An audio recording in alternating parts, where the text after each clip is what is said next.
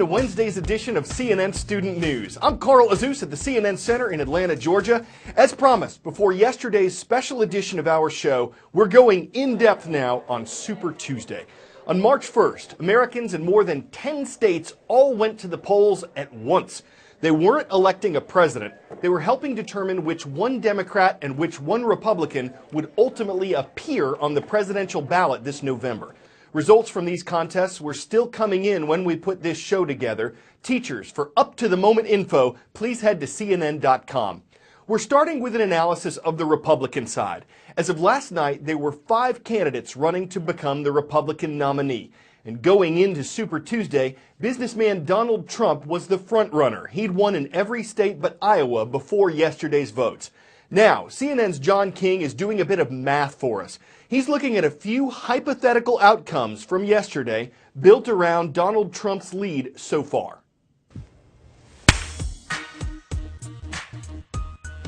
So heading into Super Tuesday, nobody is anywhere close to clinching the nomination when it comes to delegates. But momentum does start to matter, and Trump is starting to pull away. It's early. You need, 1,237 delegates to clinch on the Republican side, and nobody's even at 100.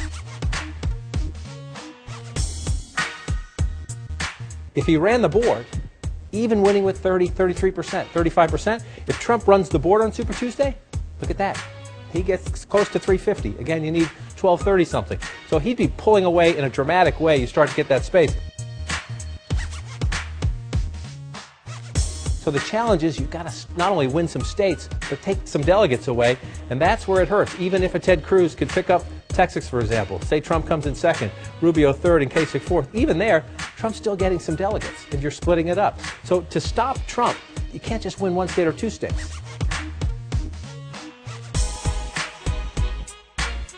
Senator Rubio, like Senator Cruz, needs a win. You can't keep celebrating second place. Say Rubio pulls it out in a state like Virginia.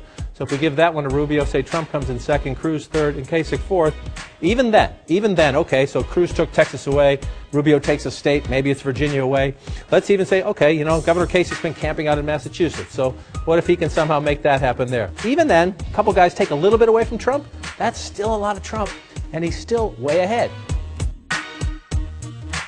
Republicans, unlike the Democrats, are proportional early on, and then later on, as you get through the calendar, you have much more winner-take-all. And Trump, simply because of the Republican rules where the winner is treated more favorably, you start to pull away, and conceivably, voila, that's a Trump convention right there.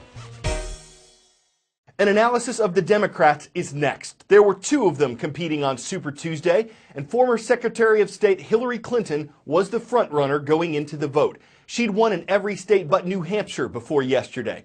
As you saw in that last report, when we say a candidate wins a state, it means he or she will have the most delegates from that state voting to give that winner the party nomination. Back to John King now for more hypothetical outcomes based on Hillary Clinton's lead so far. The biggest storyline for the Democrats heading into Super Tuesday is that Hillary Clinton has stabilized. And the question now is, can Bernie Sanders pick the lock, if you will, and stop her?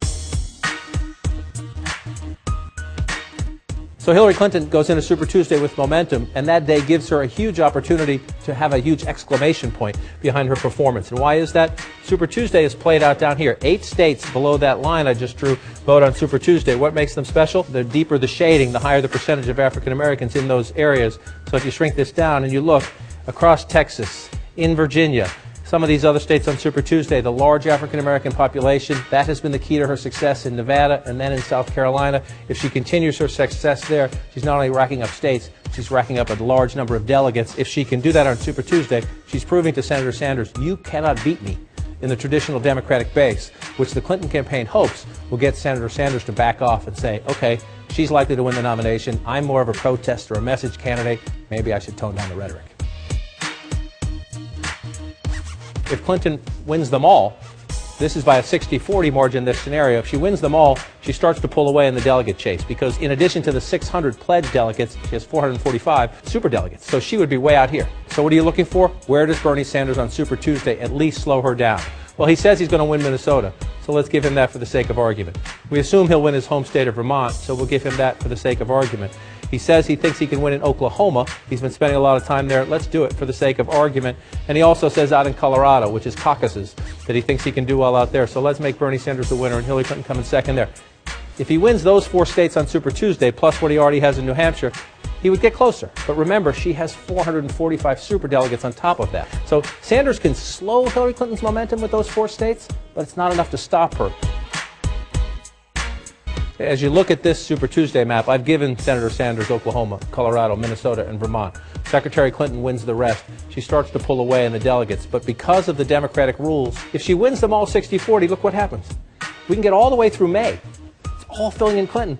This is the finish line, way down here. So she needs to win big, and in some cases, even bigger than 60-40. It's not the first time we've announced the North African country of Morocco, but it is the first time we've announced the city of Tangier. Near the Strait of Gibraltar, we welcome the American School of Tangier. Thank you for watching. In eastern Oklahoma, there's a town named Warner, and there's where you'll find Warner High School. Hello, Eagles. And in eastern Colorado, we come to the community of Strasburg. From Hemp Hill Middle School, the Indians are here. The newspaper industry is not a booming one in the United States. The number of daily papers has steadily decreased since the 1980s. Their advertising revenue, the jobs they offered, that's also dropped in recent years. It's not to say there's no future in news, it's just moving online. Digital audiences are growing by double digits. Chances are you're watching our show online. People are turning to apps, websites, and social media to get informed. It'd be easy to say this is happening everywhere in the world, but it'd be wrong. The unique circumstances in the world's biggest democracy have given rise to a boom in newspapers. Crunch time at the Delhi offices of India's #1 selling newspaper. As the clock ticks 11 p.m., the madness begins. Simultaneously across India, some 4 million copies of Dainik Jagran are printed.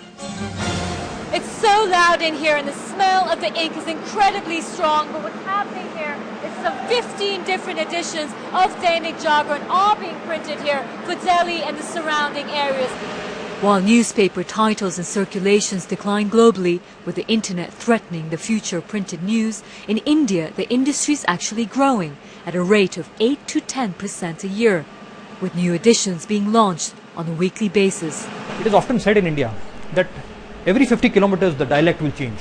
So every 50-60 kilometers there is a separate sub-edition of Jagran that appears, which has local content for that market in the local language.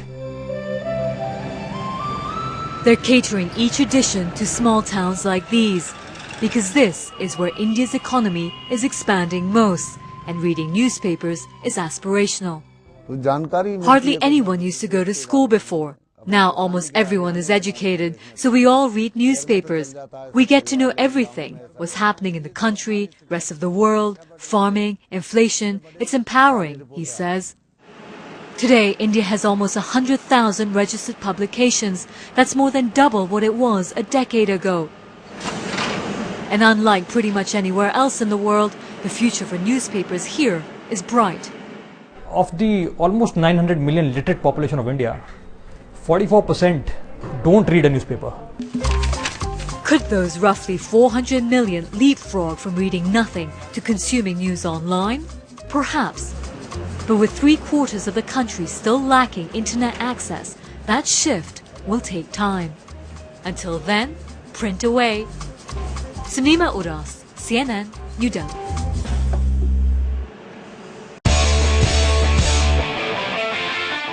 Before we go, it ain't over till it's over. A lesson for both teams in the Rhode Island State Basketball Championship. Protecting their lead in the final seconds, Burrillville High School steals a pass, then tosses the ball in the air to run out the clock and then celebrate their supposed win.